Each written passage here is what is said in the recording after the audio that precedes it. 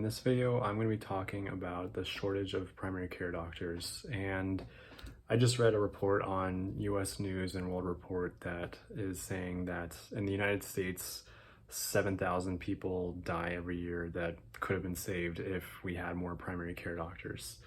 And it describes some of the reasons as to why we have this shortage of primary care doctors, and one of the biggest ones has to do with the fact that primary care doesn't pay as well as specialties like surgery. And the thing with medicine is that at the end of the day, business and money are huge forces at play. And with a lot of medicine, if there's not some pill I can sell you, or there's not some surgery I can do for you, then it's not really that billable of an activity for a primary care doctor to sit there and tell a patient, you gotta improve your diet, you gotta improve your exercise. And because of that, it's something that, especially coming out of med school, so many kids are in so much debt and they've put in so much time and effort that they need to get ROI, or they want to get ROI from all this work that they've put in and all that sacrifice. And so it's becoming increasingly rare and an increasingly big problem that we don't have doctors who are willing to do what needs to be done in a lot of these cases. And it's simple little things, the not glamorous things of telling somebody the importance of maintaining a healthy and balanced diet and exercising regularly, and just forming that patient-doctor relationship with these people. And the consequence of this is real human lives and decreases in life expectancy.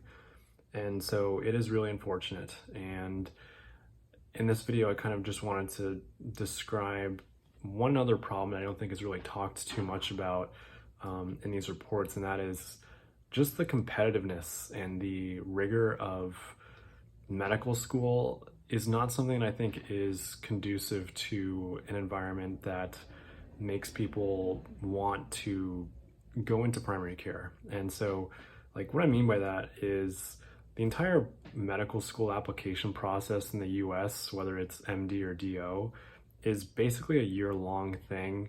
And you're going to spend thousands of dollars in applications and flights and hotels. And, if you hire someone to help review your essay, it's a ton of money and it's a ton of time to put into this process, and you're very unsure what the outcome will be until you actually get these offer letters.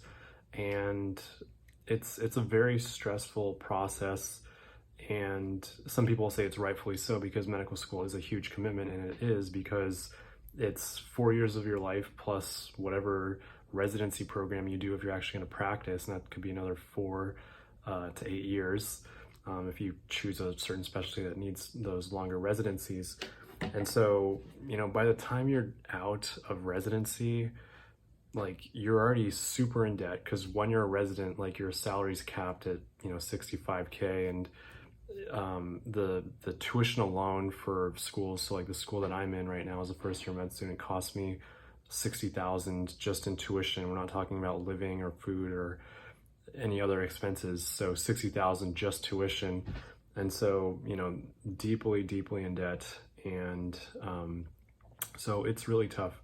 The thing that I'm trying to get at, though, is that I think one of the big problems we have right now in our whole health establishment complex and how we train new doctors is that it's, number one, really tough to get into, really expensive to get into. And, speaking as a medical student myself right now, it's really tough when you're in school. Like, I know there are significantly high rates of attrition. I don't know what they are. I don't want to know what they are because it would scare me. But I know that this isn't for everybody. Even if you've made it through that whole application process and into medical school, it can very often seem like you're being hung out to dry, and these things are just going to keep getting harder and worse. And so it's pretty demoralizing pretty quickly. Once you feel like you've made it into med school, there's still a huge mountain to climb, and it is a marathon, and every day is a huge amount of work, and I'm always falling behind I already know that this weekend isn't going to be a weekend again, because I'm just going to be studying and trying to catch up on all these lectures that I'm not able to watch and take notes and just make sure I've learned from that week what I was supposed to learn before we go into the next week, and it's just going to be this way for the rest of the year. And so it feels like you're just constantly drowning and constantly getting more stuff piled on you. And looking at this from a different or higher level, it's like, should we make this thing this hard and this rigorous for people? And obviously I'm probably biased here because I'm in the position of being a student right now. But I just think, kind of from an outsider's perspective, if we have a shortage of primary care doctors, if we need more doctors, why would you make the process of becoming a doctor ridiculously tough? And maybe, the solution is, we don't necessarily need more doctors, but we need more nurses, or we need more people who are able to handle cases that are difficult. And nurses very well can probably handle most of these cases where, that US News and World Report statistic of 7,000 people dying every year. Maybe nurses, if we had more nurses too, that could save the problem. And training people to become nurses is less of a, financial and time commitment than it is to go to medical school. So that could be one solution, or more physician assistants. So, I'm just kind of putting out what I'm thinking in terms of the problem we have right now and how we can potentially solve it. And, I will say that it is something that is a little disheartening for me to see, is just like, it's hard to explain and to convey the amount of sacrifice that people go through to get into medical school, and then to get through medical school, and then to get through residency. And so, among doctors, like, primary care is not considered this glamorous, prestigious thing. Neurosurgeons, dermatology, there's all these other specialties that are the ones that, if you had really high board scores and really great letters of recommendation, like, those are the specialties you're supposed to do. Like, you're not supposed to do that one, or you're not supposed to do pediatrics, because those are the ones that are just kind of like, and it's really unfortunate to me, because that's something that's really important, and we simply are not addressing the demand and the need that our country has for primary care doctors right now because of it. And so I just think it's interesting stuff to think about. My solutions to this would be, and then, this is one that, again, I'm not probably the best one to comment on, but I would say, why would you want medical school to be something that's super hard and challenging and rigorous? Like, I understand, at the end of the day, you want to have a doctor that's been through a lot, that they, out of the gate, out of medical school, like, they've been exposed to a lot of things. They've got, good experience in diagnosing and treating diseases. Like, you want to have a good solid baseline before you build on any of that. And so, like, yeah, if you make medical school less rigorous, you might end up with doctors who aren't as good.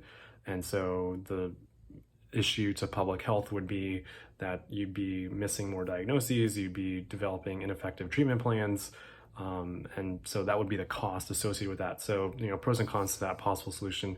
But I also think, and I think what is relevant, and I bet people are doing, is just take a deeper look at, these cases of people who, because they didn't have access to primary care doctors, like, what happened to them, and just do a deep dive in those specific cases to see exactly, what disease did they have that led to them dying prematurely, and see if we can say, okay, so it looks like diabetes not getting diagnosed often enough is this, for example, is this one thing that just keeps slipping through these cracks because we're not able to catch it, and we're not able to develop effective treatment plans quickly enough. And so it's like, if we're able to figure out within that subset of patients that don't have good access to primary care, what can we do to supplement the healthcare that they get? That is one solution that we can do in the short run and the medium run, probably, to make sure that we're providing the best healthcare we can with the limited resources available to us. So, leaning more on nurses or physician assistants, or lab technicians, like that could be another solution here, because I try to, at least have some solutions and not just talk about the problems. And so, yeah, I'm going to wrap things up with that, but I just thought it would be some nice food for thought. And I think this stuff really does matter. And I think it's something that doesn't usually get as much attention as it should. And so thank you all for watching. Let me know if you have any questions. Hope everyone out there is doing well, and I'll talk to you guys next time.